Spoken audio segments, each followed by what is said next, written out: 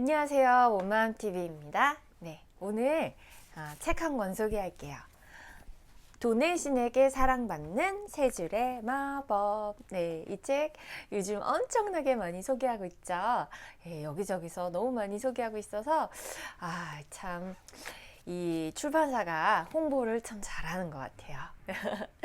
너무 얘기가 많이 나오니까 저는 그냥 나는 소개하지 말까 이렇게 생각했었는데 책이 괜찮아요. 네, 많은 분들이 소개하는 이유가 있어요.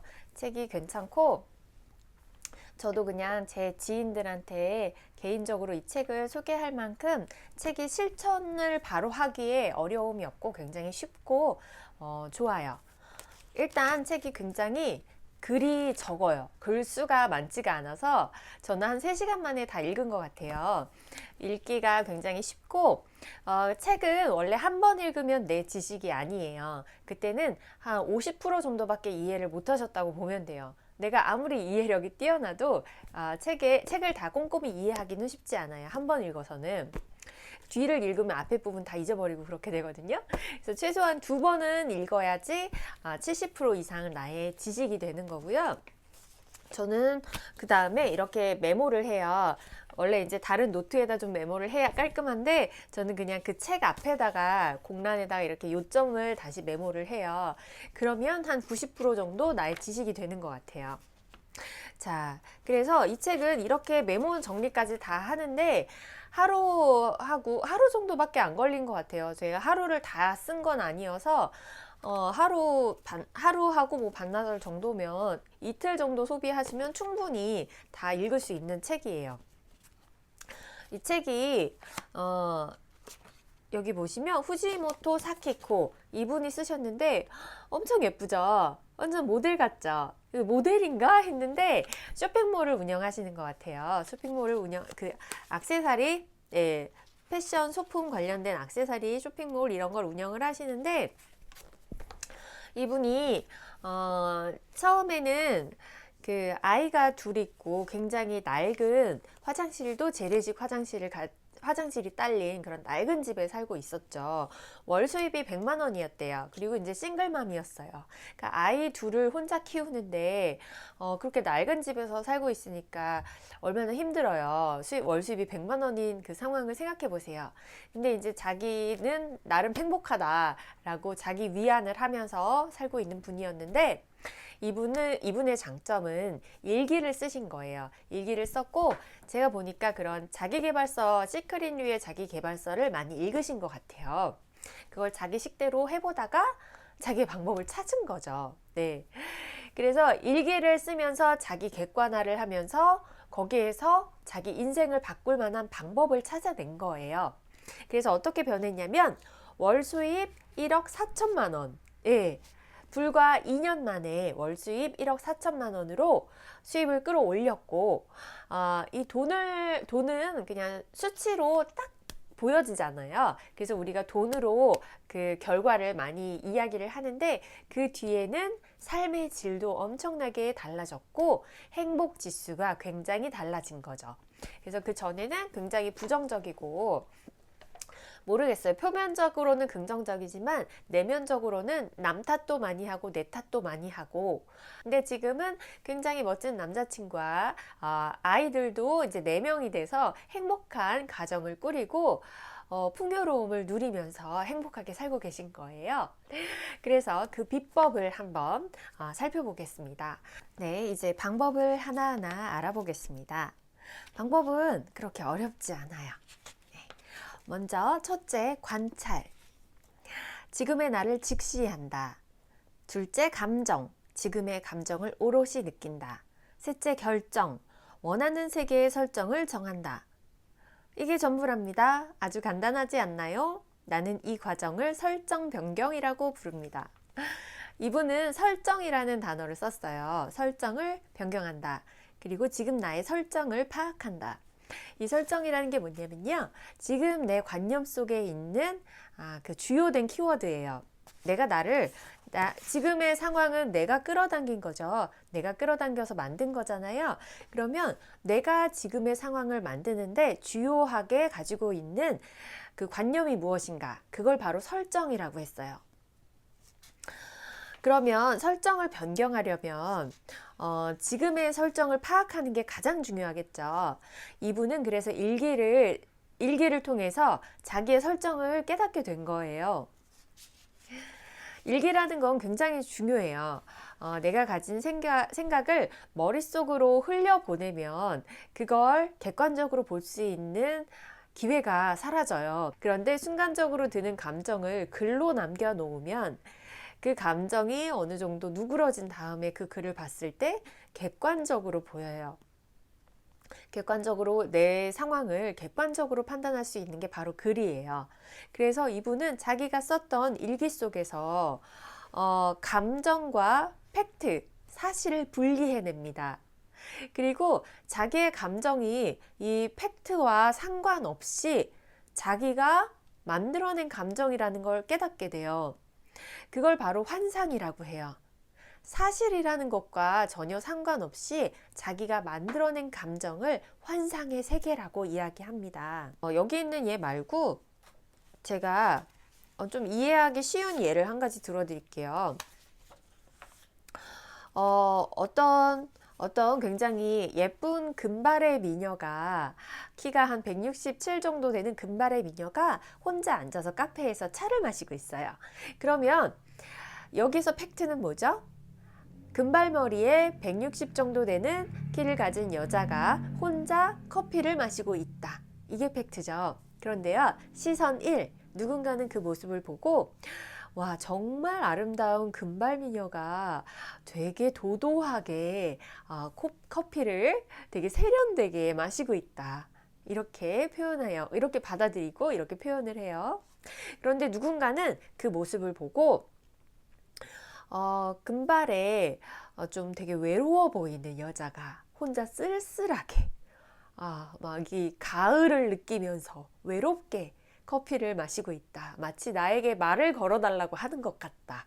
이렇게 느낀단 말이에요. 이게 모든 사람들은 팩트에 자기만의 감정, 느낌을 부여해요. 그래서 모든 사람들이 다 각자의 시각을 가지고 있는 건 너무나 당연한 거예요. 감정이라는 게 다 다르기 때문이에요. 그래서 우리가 어떤 상황을 놓고 봤을 때 받아들이는 것도 굉장히 다양하지만 나중에 그 기억을 되살렸을 때 서로 너무 다르게 기억하고 있어서 깜짝 놀랄 때가 있죠. 예, 그게 바로 감정이라는 거예요. 그래서 이분은 글로 써놓고 자기가 쓴 글에서 감정과 팩트를 분리합니다. 감정과 팩트를 분리해서 거기에서 무엇을 파고드냐면 감정을 파고들어요. 그 감정이라는 게 바로 내가 설정한 설정값이에요.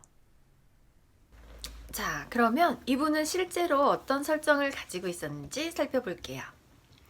자, 아까 얘기했던 대로 아이가 둘 딸린 싱글맘이었어요. 집도 굉장히 낡았고요. 친구랑 같이 핸드메이드 소품 가게를 시작했는데 매출이 영신통치 않았대요. 남자친구에게도 이렇게 힘든 건 다 당신 탓이야 라는 생각을 갖고 있었으니 당연히 그와의 사이도 좋을 리 없었죠. 자, 지금 이 상황이 정말 싫어진 순간이 있었대요. 가게를 시작한 나는 주변 사람들에게 사랑받으려고 안간힘을 썼습니다. 그런데 그렇게 안간힘을 썼는데도 불구하고 나를 험담하는 사람이 생겼고 매출도 형편없었습니다. 노력하면 노력할수록 마음만 더 괴로워졌죠. 진짜 힘들었겠죠. 네.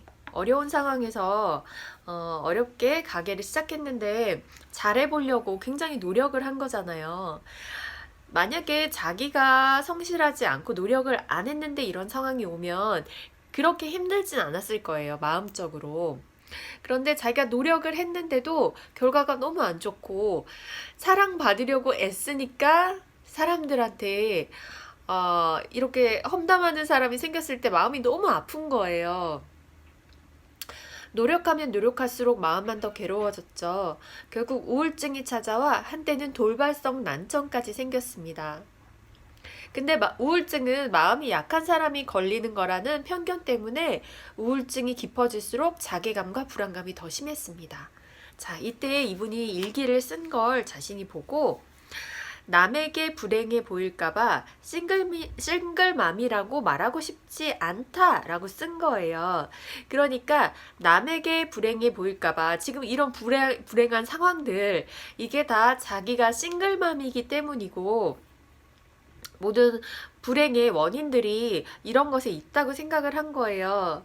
싱글맘이라는 처지를 받아들이지 못한 거예요, 자기 자신이. 그래서 남에게 불행해 보일까봐 싱글맘이라고 말하고 싶지 않다라고 썼는데 이제 나중에 알게 된 거죠. 자, 그 당시 나의 설정은 싱글맘은 불행하다, 이거였던 거예요. 근데 이걸 알고 나서 설정을 바꾼 거죠. 싱글맘은 불행하지 않다 라고 설정을 바꾼 거예요. 그랬더니 싱글맘인 채로, 싱글맘이라는 상황은 변하지 않은 채로 행복과 풍요로움을 누리게 된 거죠. 그리고 사람을 판단할 때도 그런 조건으로 판단하는 그런 시각이 사라진 거예요. 자, 이게 바로 설정이라는 거예요. 그래서 내 마음속에 어떤 설정이 있는지를 살펴보는 게 굉장히 중요해요. 이분이 내가 굉장히 사랑받으려고 노력했더니 사람들이 오히려 내 험담을 했다. 그런데도 사람들은 내 험담을 했다. 이게 뭐예요? 여기에도 설정이 있죠. 나는 미움받고 있다. 나는 항상 미움받고 있다. 그렇게 느끼기 때문에 더 노력을 한 거예요. 사랑받으려고. 애초에 나는 사랑받고 있다라고 느끼면 그게 노력이 아니라 자연스러운 행동으로 나오게 되거든요. 근데 노력을 한다는 것 자체가 나는 미움받고 있다라는 설정값이 있는 거예요. 그 설정값을 나는 이대로 지금 이 자체로 사랑받고 있다. 아무도 나를 미워할 이유가 없다. 라고 설정값을 변경해주면 내가 마음이 훨씬 편해지겠죠.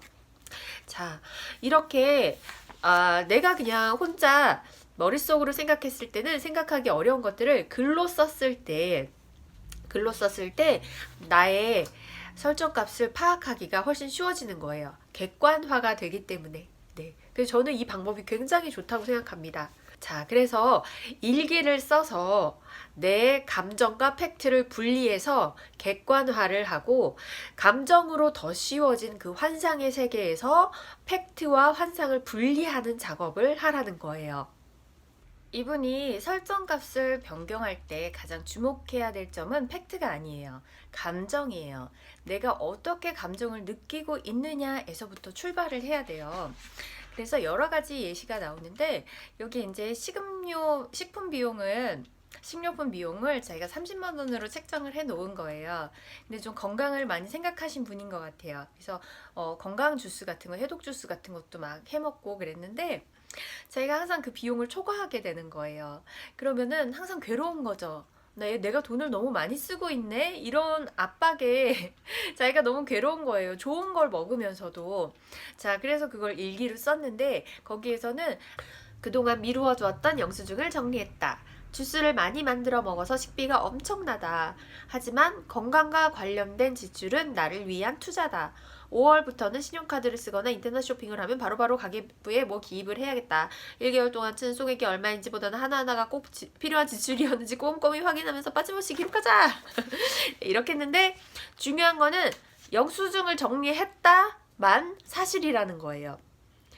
그 다음은 중요한 건 감정은 식비가 엄청나다. 이거는 감정이죠. 부사잖아요. 부사. 꾸미는 부사는 꾸며주는 부사들. 이것들이 감정인 거예요. 자, 그러면 이 엄청나다는 감정에서부터 시작을 하는 거예요. 질문을. 왜 엄청나다고 생각하는데 생각보다 돈을 많이 써서 생각한 돈이 얼만데 월 30만 원으로 한도를 정해둔 식비. 이 한도를 보면 어떤 느낌이 들어? 속상해. 왜 속상한데? 맛있는 식재료를 먹으면서 풍요로운 식생활을 즐기고 싶으니까. 결국은 내가 원하는 거는 맛있는 음식을 먹으면서 풍요로운 생활을 즐기고 싶은 건데 내가 30만 원이라는 한도를 정해 놓은 거죠. 그래서 여기서 관찰은 식비를 월 30만 원을 넘기지 말아야 한다는 설정이 나한테 있다는 거예요. 식비는 월 30만 원을 넘기지 말아야 한다는 설정을 내가 나한테 해놓은 거죠. 감정은, 근데 이때 나의 감정은 풍요로운 식생활을 즐기는데 돈을 더 쓰고 싶다는 마음이 들어서 속상하다. 그래서 결정은 식비 한도에 연연하기보다는 생활 수준에 맞는 범위 내에서 풍요로운 식생활을 마음껏 즐기자.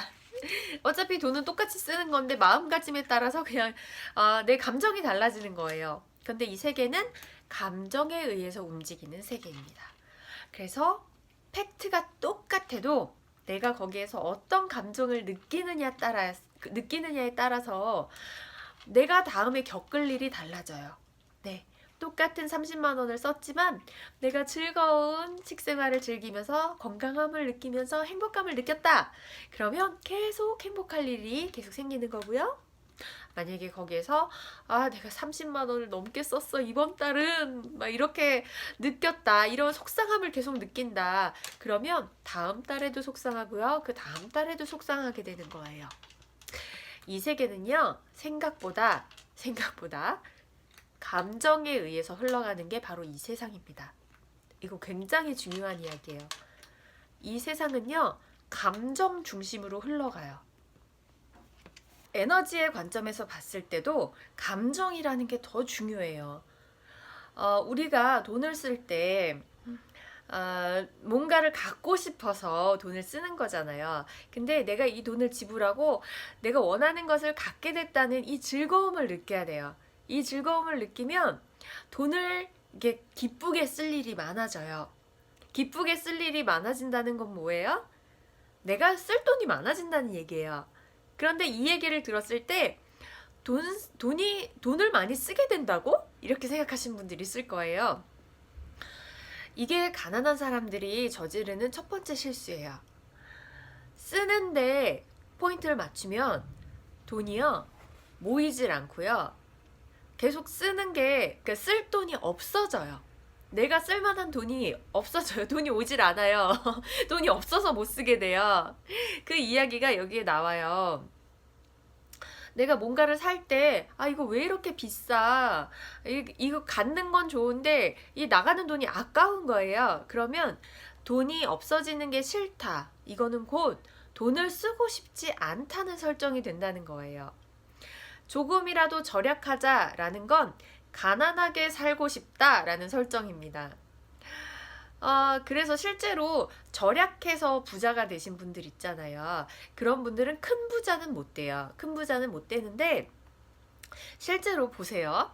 자, 내가 은행에 돈이 되게 많아요. 건물도 하나 있고 돈이 많고 먹고 사는데 걱정이 없어요. 근데 되게 근검절약해서 그 돈을 모은 거예요. 그래서 지금도 근검절약해서 살고 있어요. 그럼 내가 부자처럼 살고 있는 건가요? 가난한 사람처럼 살고 있는 건가요? 그건 내가 돈이 있지만 가난하게 살고 있는 거예요. 예, 돈의 노예로 그 풍요로움을 누리지 못하고 살고 있는 거예요. 그건 가난한 삶이에요. 자, 그래서 돈은 수단이라는 거예요.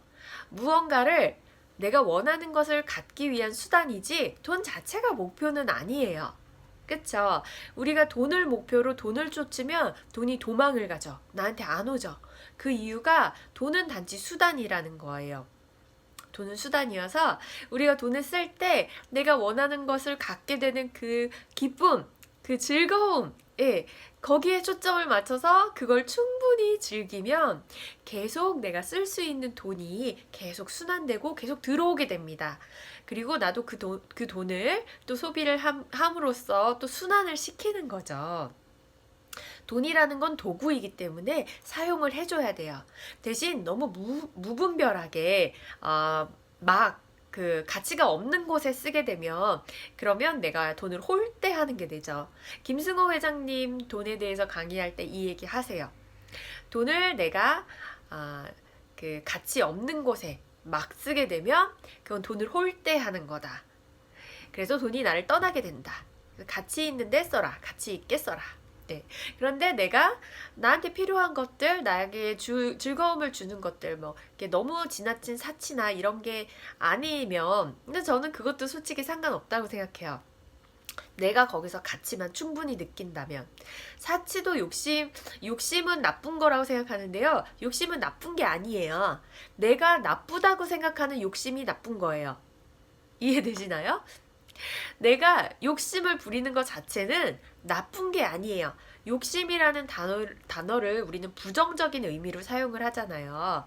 근데 그거를 부정적이다라고 벌 주는 게 누구냐는 거예요. 그 주체가 누구냐는 거예요. 없어요. 그 주체는 없어요. 좋다, 나쁘다를 판단하는 나 자신 있죠. 나만이 나를 벌할 수 있어요. 내가 양심의 가책을 느끼고 이건 나쁜 거야. 내가 사치를 했네. 사치를 해버렸네. 아까운 돈을 썼네. 라고 느끼는 순간 그게 나를 벌주는 거고요. 그냥 욕심을 내는 것 자체는 나쁜 게 아니에요. 나쁜 게 아니에요. 내가 거기에서 충분한 즐거움을 얻고 가치를 느꼈다. 그러면 계속해서 그런 즐거움을 느낄 수 있는 일들이 계속해서 나에게 생기게 되죠. 그건 나쁜 게 아니죠. 전혀. 절대로. 자, 여기에서 그런 얘기를 똑같이 해요. 돈을 썼을 때 생기는 모든 감정을 제대로 음미하세요. 네, 72페이지입니다. 그것만 해도 인생은 풍요로워집니다. 돈을 썼을 때 생기는 모든 감정, 그 감정을 제대로 음미하세요. 그것만 해도 인생은 풍요로워집니다. 네. 생각했던 것과는 달라. 쓸모없어. 후회돼. 돈값을 못하잖아. 돈 버렸어. 라고 생각하면 돈이 내가 쓸모없이 사용된 거야? 나 쓸모없이 버려진 거야? 이러면서 돈이 싫어하겠죠. 헛돈, 버린 돈 이렇게 생각하는 사고방식 자체가 불가능합니다. 그래서 이미 쓴 것에 대해서는 후회하지 마세요. 이미 쓴 것에 대해서는 후회하지 말고 그냥 거기에서 그냥 뭔가 의미를 찾으셔야죠. 그러니까 쓴 돈에 대해서는 그냥 뒤돌아보지 마세요. 뒤돌아보지 마세요. 돈을 썼을 때 생기는 감정을 음미하는 것은 대단히 중요합니다. 부유함이란 금액의 크고 작음이 아닙니다. 네, 돈을 썼을 때 느끼는 기쁨도 슬픔도 모두 부유함이죠. 어딘가에서 이득을 봤다면 다른 곳에서는 반드시 손해보는 세계. 이런 세계가 지금 우리가 생각하는 세계잖아요. 근데 그게 아니라는 거예요. 득실이 없는 세계예요. 경쟁도 없는 세계고요. 경쟁할 필요가 없는 세계에서 우린 경쟁을 하느라고 너무너무 힘든 거예요. 네, 그래서 좋다 나쁘다, 내가 한 행동에 대해서도 좋다 나쁘다를 판단하지 마세요. 그냥 판단하지 마세요. 나를 벌하는 건 오직 나의 그 판단이거든요. 자, 그래서 내가 돈의 노예인지 돈의 친구인지 그거를 이제 봐야 된다는 건데, 그걸 감정을 통해서 알 수 있는 거예요. 자, 내가 제 얘기를 좀 할게요.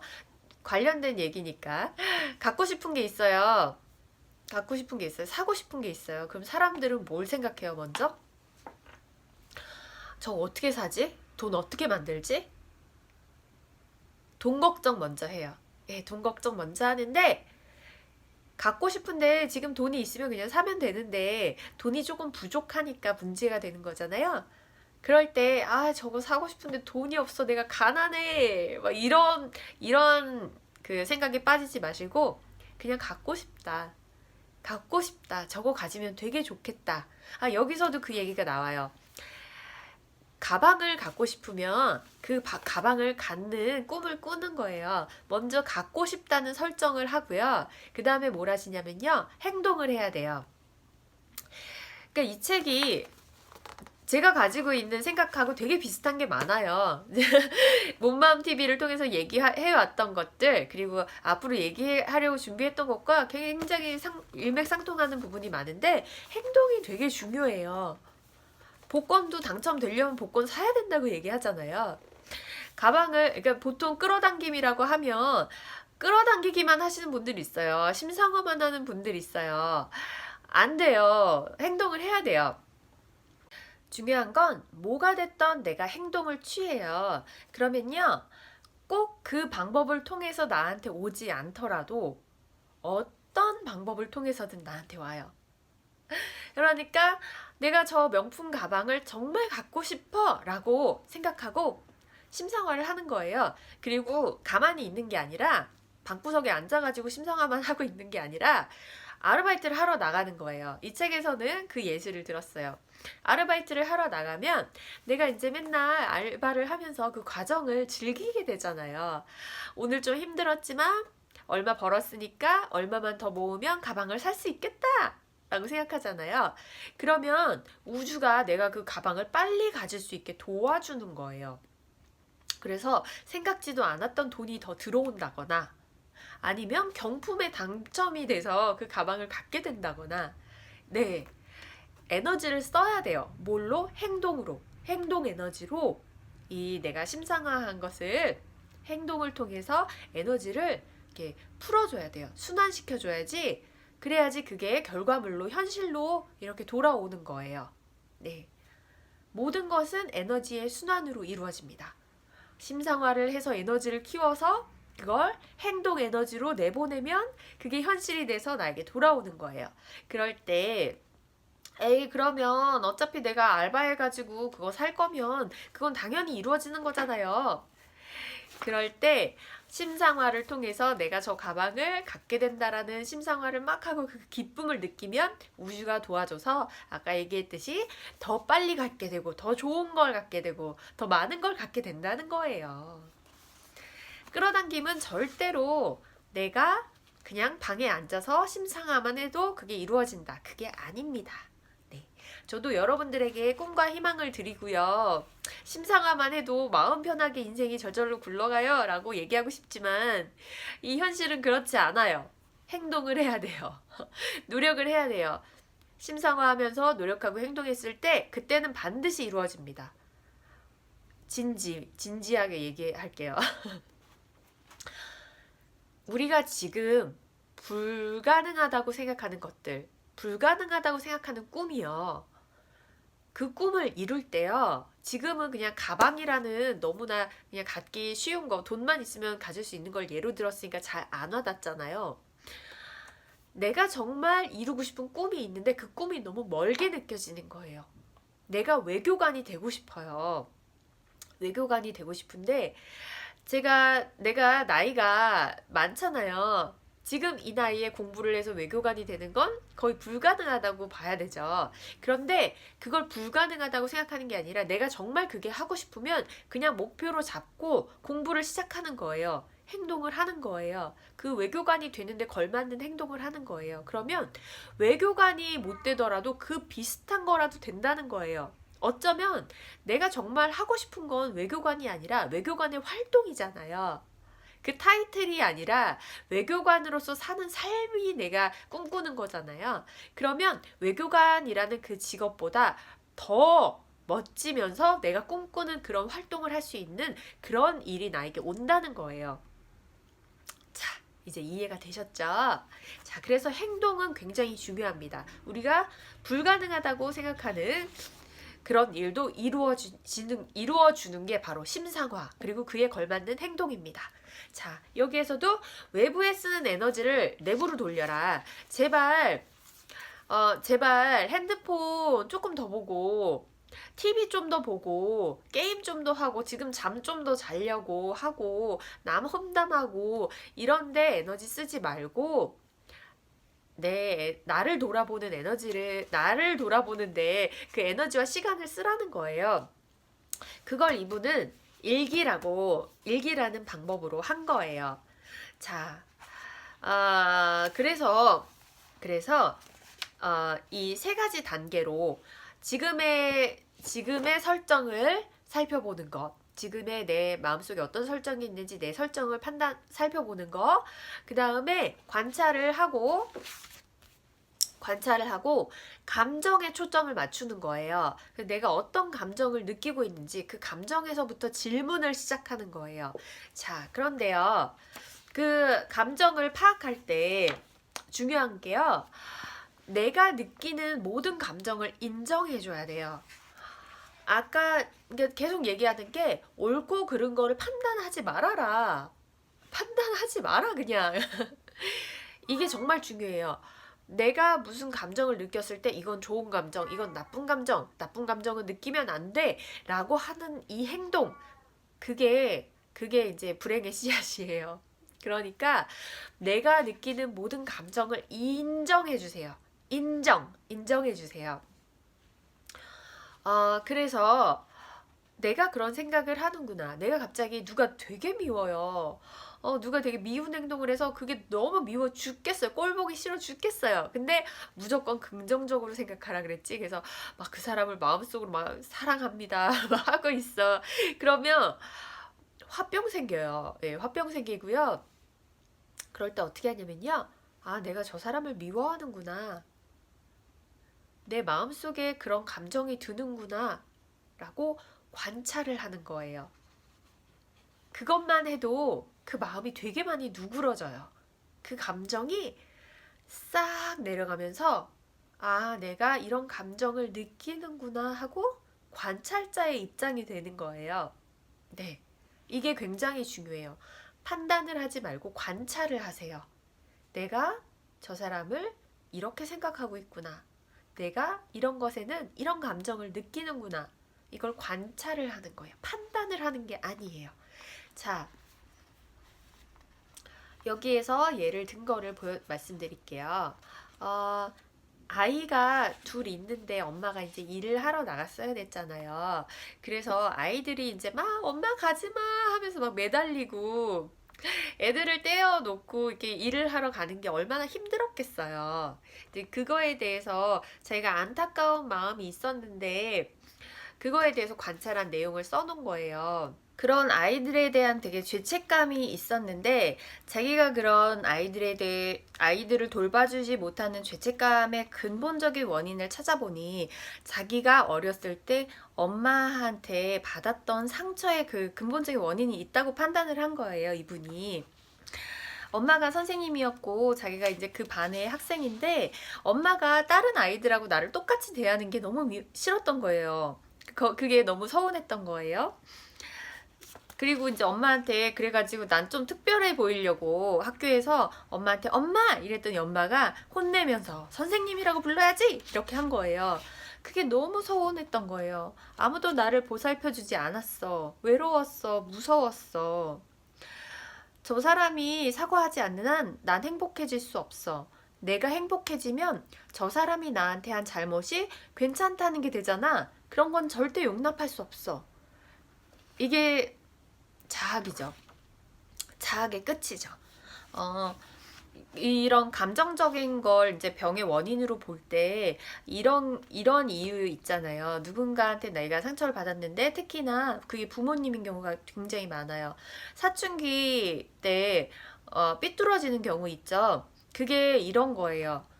부모님이 나를 사랑해주지 않아서 근데 인정받으려고 나는 굉장히 노력했는데 부모님이 칭찬을 안 해주는 거예요.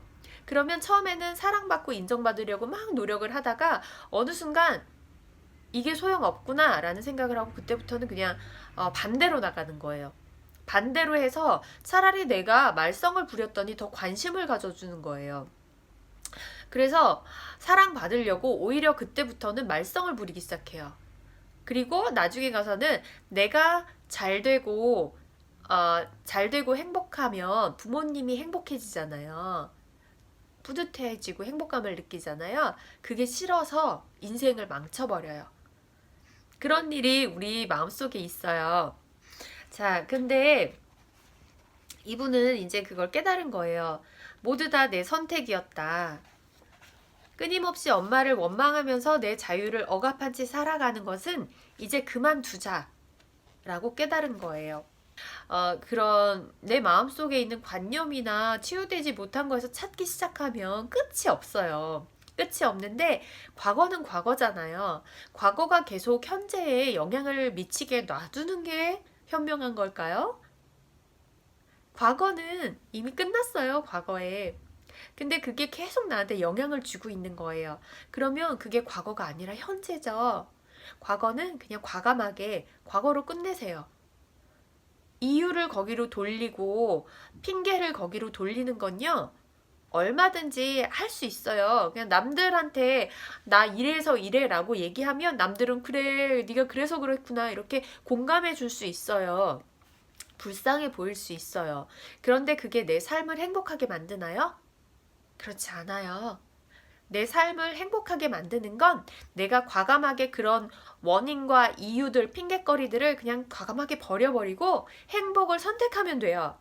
행복을 선택하면 돼요. 자, 여기에 보면 내가 지금 두렵다고 느끼는 10가지 176페이지예요. 글에 나타나 있는 그대로의 자신을 바라보는 과정이 당신을 힘들게 할 수 있습니다. 하지만 걱정하지 마세요. 지금의 설정을 변경하면 되니까요.